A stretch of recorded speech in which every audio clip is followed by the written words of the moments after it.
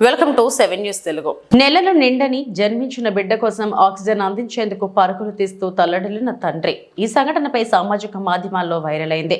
తూర్పుగోదావరి జిల్లా కోటనందూరుకు చెందిన అల్లు శిరీష అనే గర్భిణిని కుటుంబ సభ్యులు మంగళవారం ఉదయం విశాఖ కేజీహెచ్ హాస్పిటల్ విభాగంలో చేర్పించారు. నెలలు నిండకుండానే ఓ బిడ్డకు జన్మనివ్వడంతో ఆ శిశువును పిల్లల వార్డుకు అనుబంధంగా ఉన్న ఎన్ఐసియులో ఉంచాలని వైద్యులు సూచించారు. దీంతో ఆ పసికందుకు ఆక్సిజన్ పెట్టి ఎన్ఐసియు బయలుదేరారు. నర్సు బిడ్డను పట్టుకొని ముందు నడవగా సమయానికి సిబ్బంది అందుబాటులో లేకపోవడంతో ఆ బిడ్డ తండ్రి అల్లు విష్ణుమూర్తి ఆక్సిజన్ సిలిండర్ను భుజాన వేసుకుని ఆమె వెంట వెళ్లారు.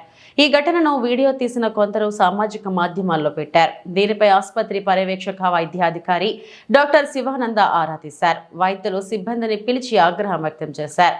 ఇకపై ఇటువంటి సంఘటనలు పునరావృతం కాకూడదని ఆదేశించారు.